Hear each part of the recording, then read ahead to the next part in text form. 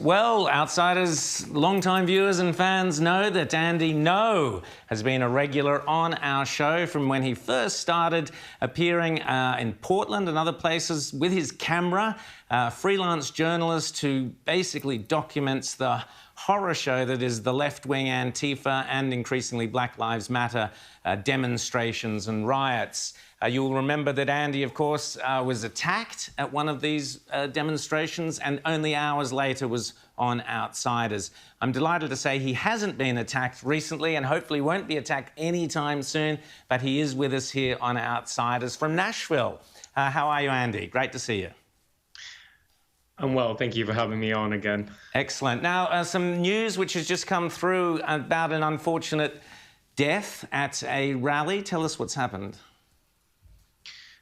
So just a few hours ago, there was a patriotic-themed rally being held in Denver, Colorado.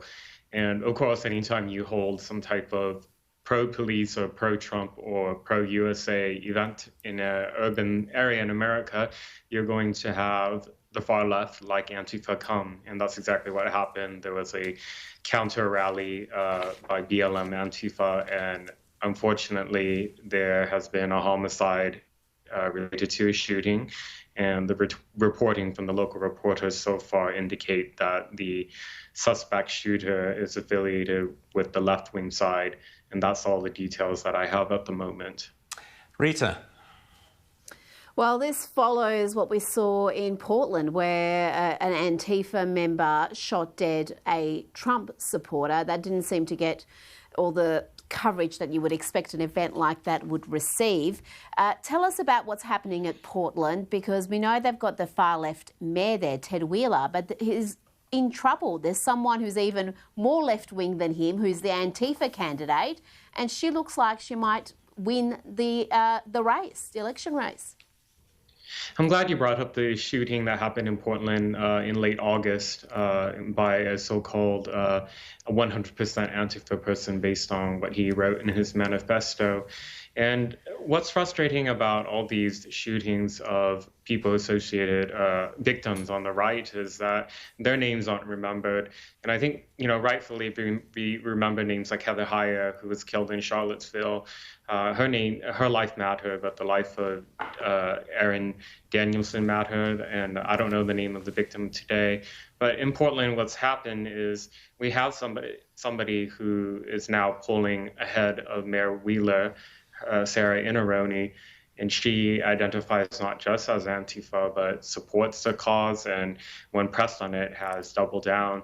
And, I'm at a loss for words. I think a lot of the support she has isn't necessarily because people support her. I think it's because they're anti-Ted Wheeler, and they're not aware of the radical views that this woman espouses. But hopefully through my reporting and reporting that's gone in the national press now at this point, Portlanders are waking up and seeing we have a choice between bad and worse, unfortunately, so pick wisely.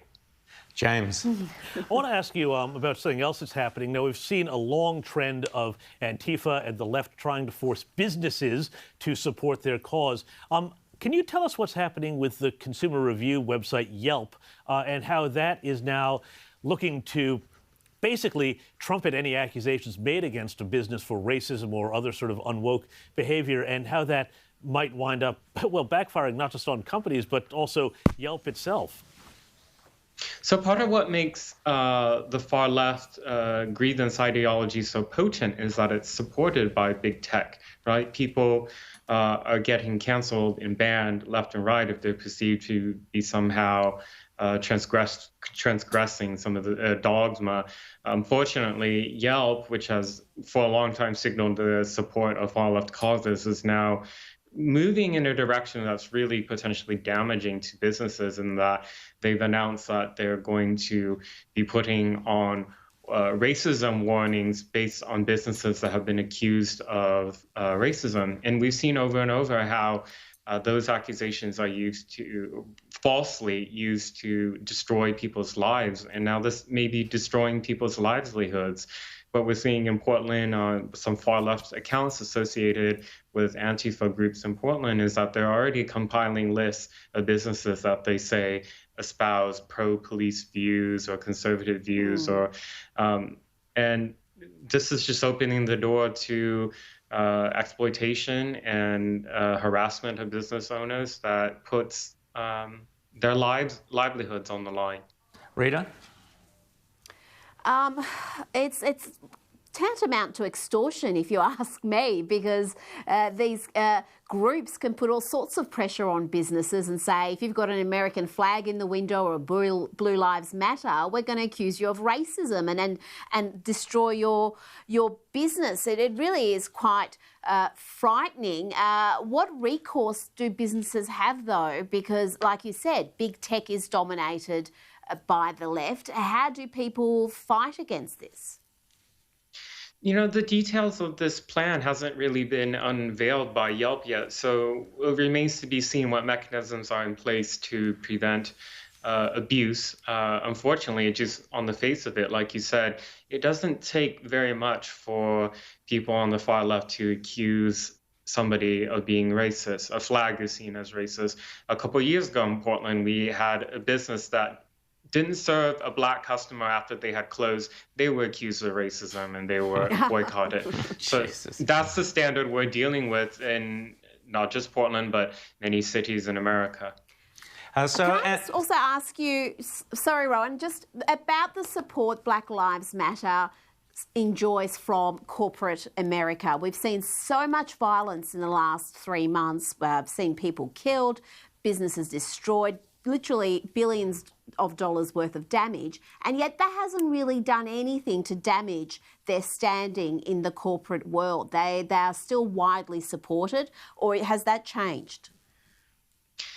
Publicly, they get a lot of wide support, but the polling does indicate changes. I think, and that's a good development because BLM and other far left movements cloak themselves in things like racial justice, social justice to prevent criticism. But as you just laid out, what they lay out is a path of rubble, death, violence, and destruction.